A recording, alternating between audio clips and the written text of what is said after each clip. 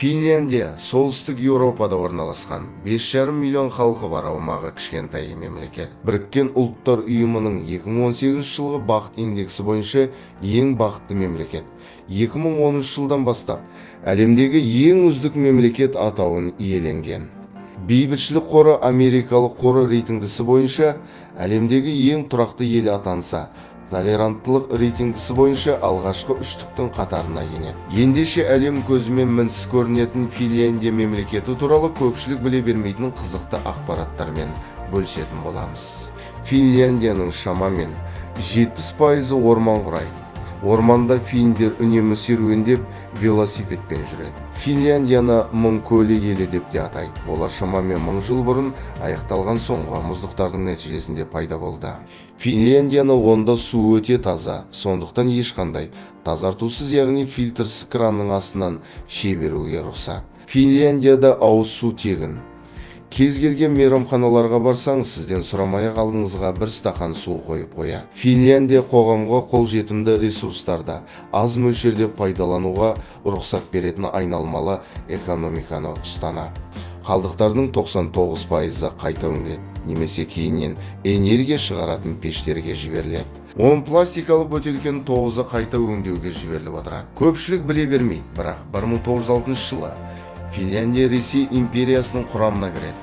Ресейде саяси тұрақсыз уақыт орын алғандықтан елдегі толқулар одан әрі өршіп кетпесін деп император Николай II 1907 жылы Финляндияда алғашқы парламенттік сайлау ұйымдастыруға келісті. Сонда жалпыға бірдей және тең сайлау құқығы туралы заң қабылданып, алғашқы парламенттік сайлау өтті. Сайлауда ең алғаш әйел адамдарды дауыс беріп, өз кандидатурасын ұсына алды. Нәтижесінде 19 әйел депутат атанады. Финляндияда балаға 17 жасқа дейін айына шамамен 100 еуро мөлшерінде жәрдемақы төленеді. Қосымша төлем отбасында туылған әр бала үшін аздап көтеріліп отырады. Бұл ақшаны жұмсауға болады. Бірақ көпшілігі баласы есейгенде лайықты соманы беруді қолдайды.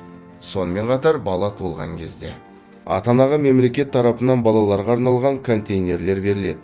Контейнерде 64 түрлі зат болады. Оның ішінде киім, жөргектер, ойыншықтар, ағбасқа, сондай-ақ жаңа туған нәрестені күту туралы барлық ақпарат беріледі. Финляндияда аналарға қарағанда әкелер балаға көп көңіл бөледі. Ер адам баласын бағу үшін 9 апталық демалысқа шығып, жалақысының 70%-ын алуға құқылы болады. Финляндияда оқу үшін халықаралық емтихандармен расталған ағылшын немесе фин тілдерін білу қажет. Мемлекеттік мекемелерде, мектептерде және жоғары оқу орындарында білім алуға. Финляндия азаматтарымен қоса Еуроодақ азаматтары үшін де тегін. Мұндағы білім беру жүйесі әлемдегі сапалы білімдердің қатарына жатады. Фин полициясының ерекшелігі бұл ұйымдасқан біртұтас құрылым, қол басқарушы топтардың полицияға ықпал ету әрекеттеріне қарсы тұру үшін жасалды. Байқағандай, бұл фин үкіметінің ең жақсы шешімдерінің бірі болды. Өйткені қылмыс деңгейі төменде. Финдердің полиция қызметкерлеріне деген сенімі 90%-ды құрады. 2010 жылдан бастап кез келген азаматтың интернет желісін тегін қолдануға құқылы болды. Яғни өмір сүру, білім алу сияқты мемлекет әр азаматын жоғары жылдамдықтағы интернетпен қамтамасыз етуге міндет алды. Бұндай заң тек Финляндияда ғана бар. Финдер үшін спорт өмірдің ажырамас бөлігі. Әлемге әйгілі спорт түрлерінен басқа бұл елде әйелдерді тасу, ұялы телефон лақтыру, маса аулау, қиялдағы гитара ойнау және етік лақтыру сияқты жарыстар ойнатылады. Лапландиядағы Йоулупукки деп аталатын кішкентай ауылда Санта Клаус тұрады деген аңыз шындыққа айналған. Финдік Санта тіпті нақты төлқұжатқа ие. Туған күні абзасында баяғы өткен заманда отбасы жағдай тармағында үйленген деп жазылған Йоулупуккидің әйелі Мори Аяз әже.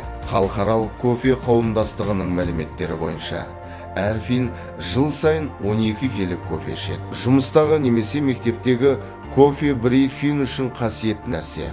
Оған арнайы уақыт бөлу керек. Финляндияға сапарында Италияның премьер-министрі Сильвио Берлускони фин асханасын сынға алған. Ол қапталған бұғы етінің нәмсіз екенін айтқан. 3 жылдан соң әлемдік пицца пісіру жарысында финдер пиццаның отаны Италияны артқа тастады. Бұғы етінен жасалған финдердің Берлускони пиццасы ең дәмді пицца атанады.